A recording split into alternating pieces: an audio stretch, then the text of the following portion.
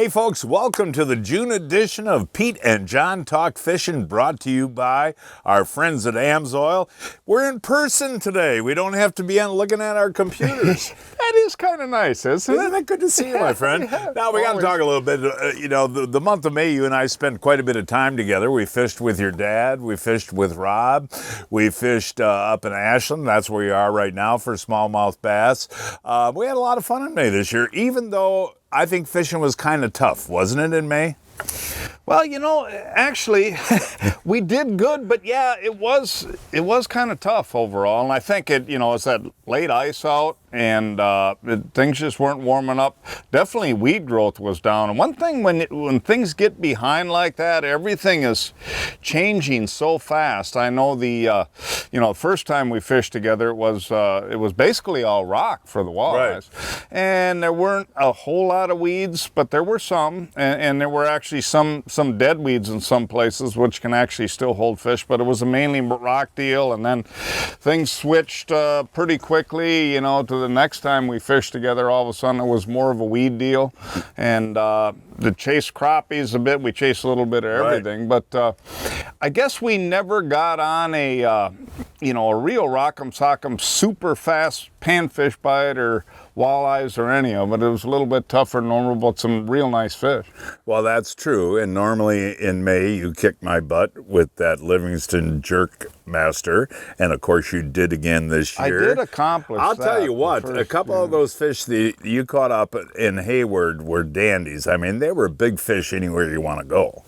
Oh yeah, that's true. One in particular, but a really nice average size. And it was interesting about that I recall quite vividly. That was other than where the biggest walleye was caught, there were several smallmouth too. Everything was piecemeal that day. Right. It's very interesting. You'd go to a spot and you'd catch one and maybe two, but there was never a pot of walleyes. Right. The whole time. One fish here, one fish there type deal. Well, hey, looking ahead to June, I guess the crummy May that we had as far as fish not being schooled up in weeds, June should be pretty good because your weeds are going to be up, and that's kind of what you look for in northern Wisconsin and northern Minnesota, right?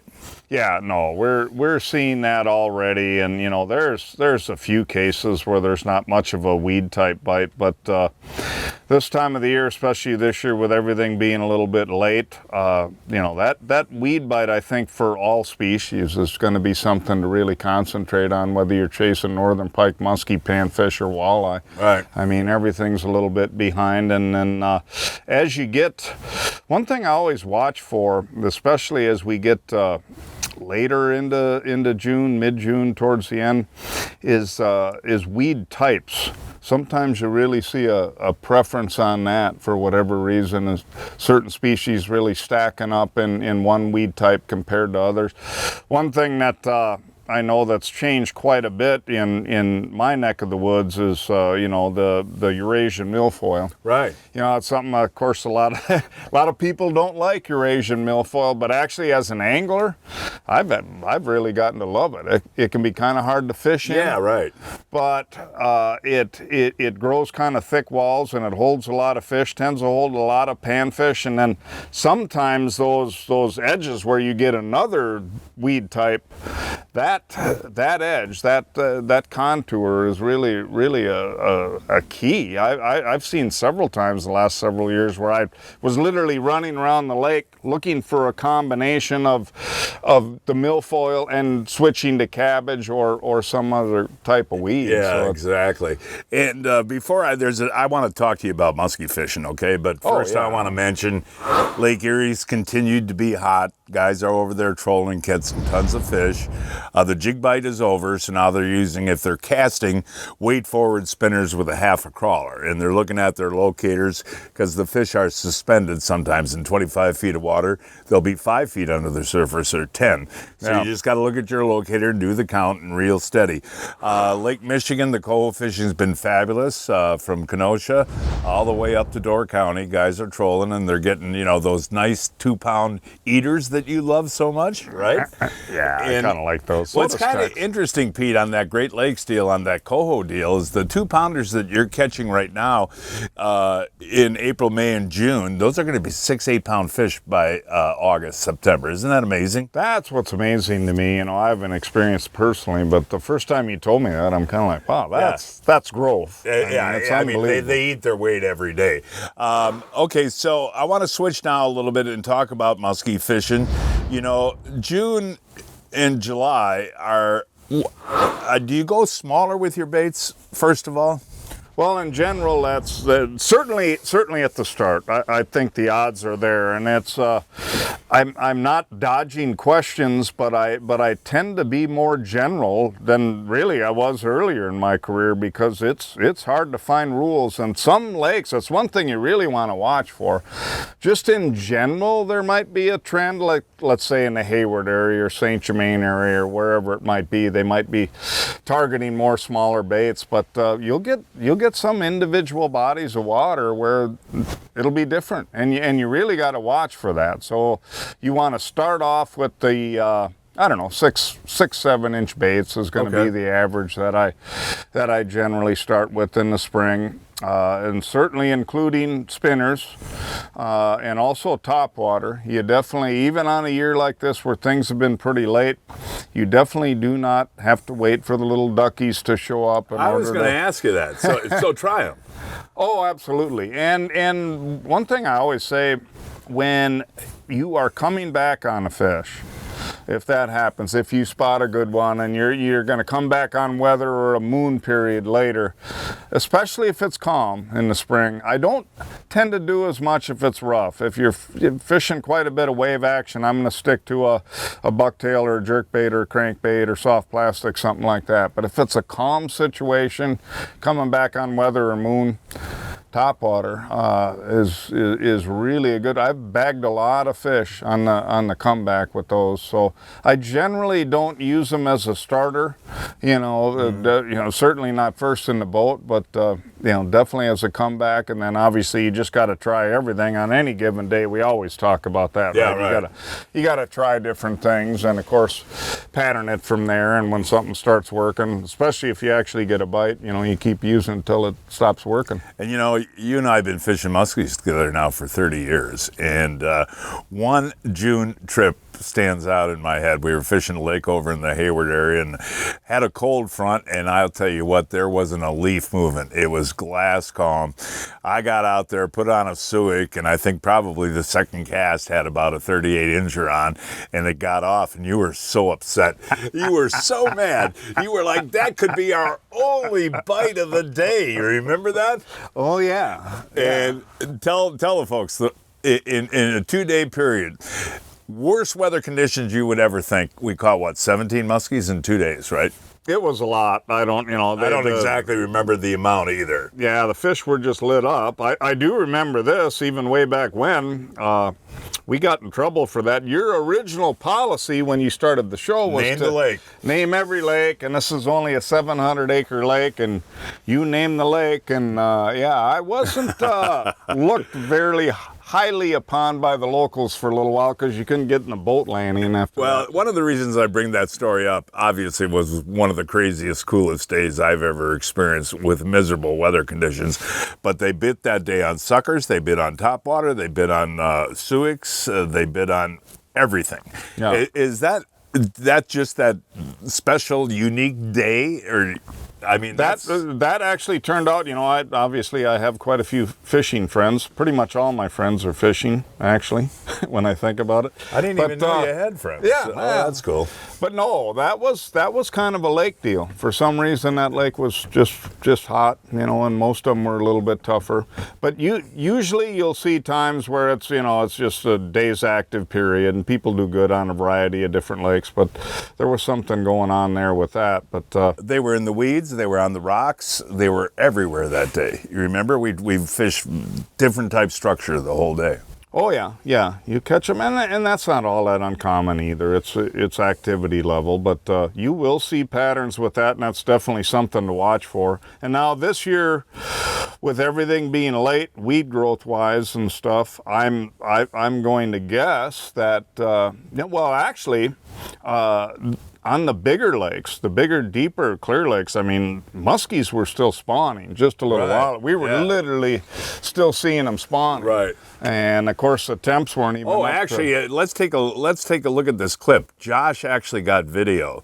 Cool, a cool underwater video of 2 muskies spawning a week or 2 ago. Just incredible video.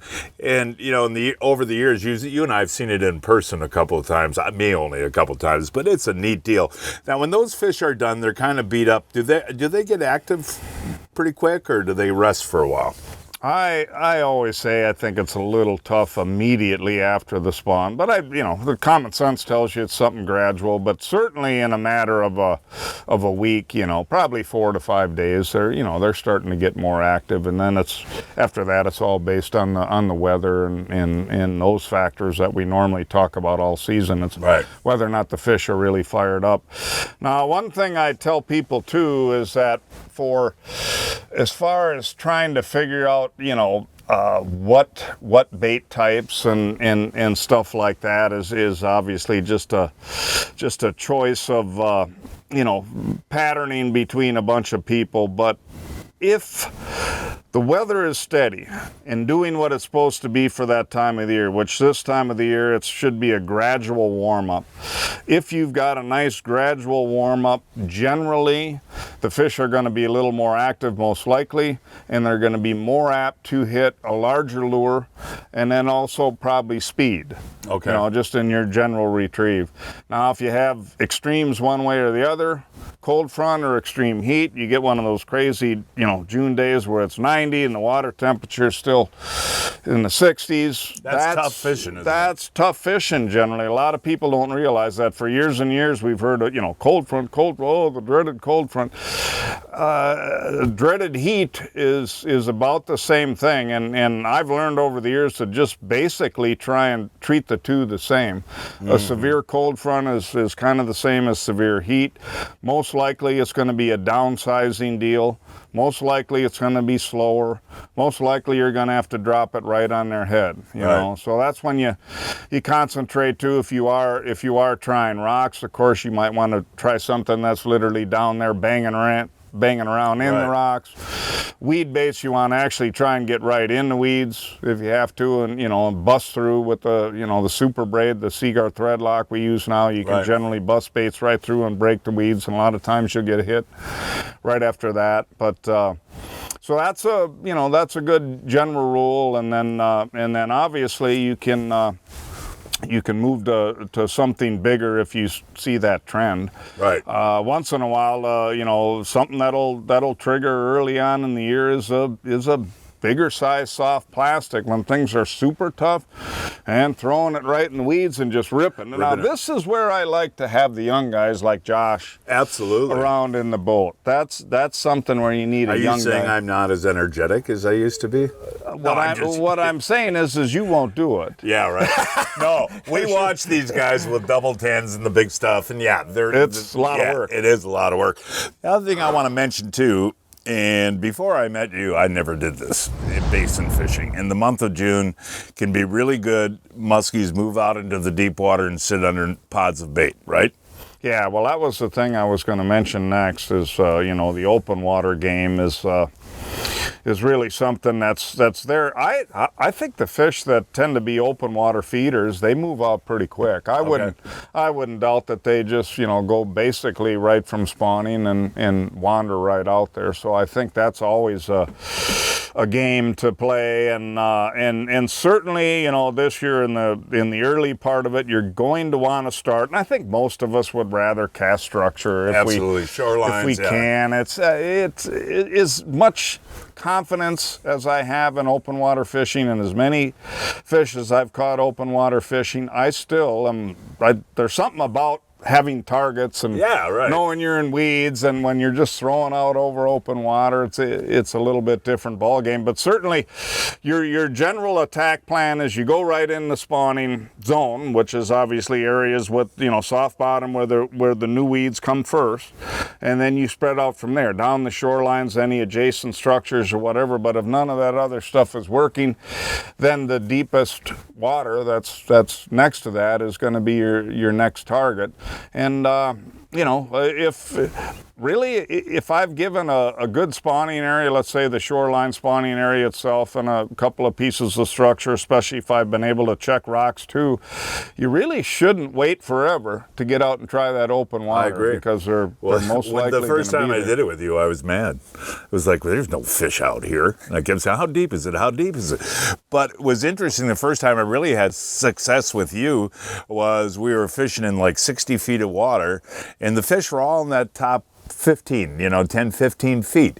So you're not going out letting it go to the bottom or anything. Your muskies are going to be in that top layer of the water column most of the time, right? Yeah, that's the interesting point to make. In reality, you can literally not change your presentations at all. Right. There is nothing, it's a real hard thing for people to get over. I know. But, you can be in 2 foot down, 4 foot down. That's probably the right depth.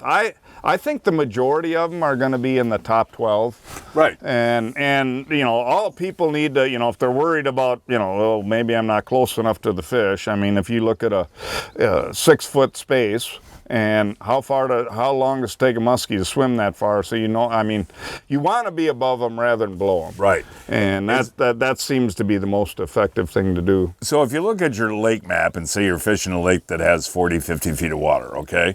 So do you just drift that whole basin area or work that whole basin area? Yeah, well, that's the old-fashioned way we used to do it. Generally what you do is you look for specific holes first. Right. And then anything adjacent to any main lake structure is generally a good thing to target as well. But these days, electronics. It's my next question. You gotta bring it up. I mean, you can literally now go out and look for them. Right. So now you and I both have the Mega Live. I haven't used mine much. That's the Humminbird Mega Live deal on the boat. But I hear about guys that will guide and drive around till they see a fish and tell their customer to cast over there because they see it on their live units. And does that kind of take the fun out of it, do you think? Or me personally, yeah, I would honestly rather just go cast overall than just literally sit there. Right. I mean, I certainly understand it. In reality, if you're looking at from a common sense standpoint, hey, why cast when there's not one there? I guess, and you can literally see them and you can drive around. That is the most efficient way to do it. There's no doubt. But there's got to be a way they hide a little bit. Well, here no, and not there. really. That's the problem. But no, there's a lot of guys, and that's the way they fish. And I can't critique or criticize. But to me, I'd rather just keep on fishing and not look at a screen all day. I'm out there to throw baits. And the old-fashioned way that we used to do it, you'd drive around where we might even troll for a while, and you're looking for pods of bait on your locator. Yeah, right? you definitely want to try and find the bait fish if you can. One thing I always tell people, it's a hard thing to understand, or I guess maybe do, but you want to, if you find a lot of bait, your natural inclination is to dive right into it, but you're generally better off using that like a piece of structure as an edge. Okay. Because the predators are not going to be literally right in the middle of it, or all the bait fish wouldn't be there. Right. So, you kind of want to treat that as an edge and kind of work those zones out and around. But yeah, it's very effective. One thing, I should bring up that I think it was the first time I literally figured out the spoon deal with you. Yeah, right. Spoons can work in open water. We just decided to try it one day when nothing else was working, and those can be real effective in the open water as well. And you don't have to steady retrieve either. You can let it flutter down, pull. There's different retrieves that you can do with spoons. Yeah, no, that's a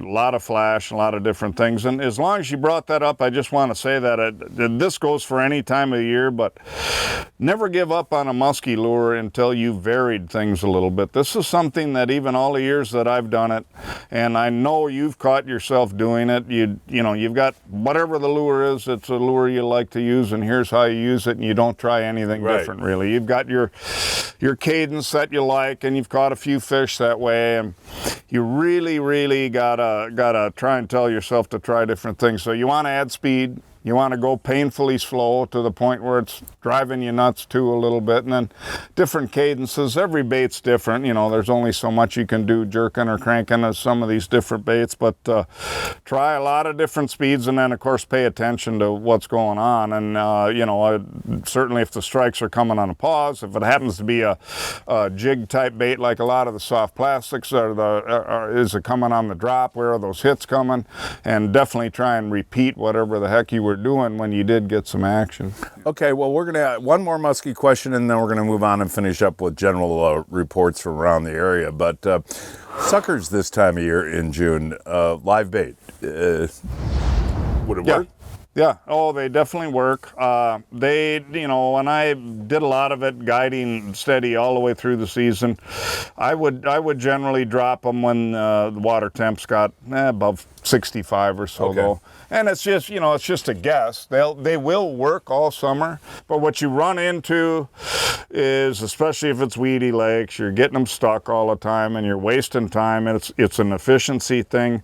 And then the number of strikes tends to drop off for whatever reason. I think per hour they're dunked in the water, and then they die. Yeah, and they're expensive. Tough. Yeah, you know, it's hard on them in the hot water. They're like, that's why we talk about how important fish handling is in the hot water. There's so much difference between hot water and fish stress, and you can literally see that dragging a sucker or any live bait around that time of the year. You get up to the 70-degree water and your bait just dies. That's the way it is. So 65 would be about the cutoff, 65-degree water. That's what I always thought. You know, you get a nasty cold front day and it's still, you know, mid 60-degree water. I'd probably throw a sucker in that day. Okay. You know, your dad doesn't muskie fish as much as he used to, so you guys do a lot of smallmouth fishing, largemouth fishing up in the Hayward area, and this can be a general question in northern Minnesota, northern Wisconsin. The bass fishing can be pretty good in June post spawn, right?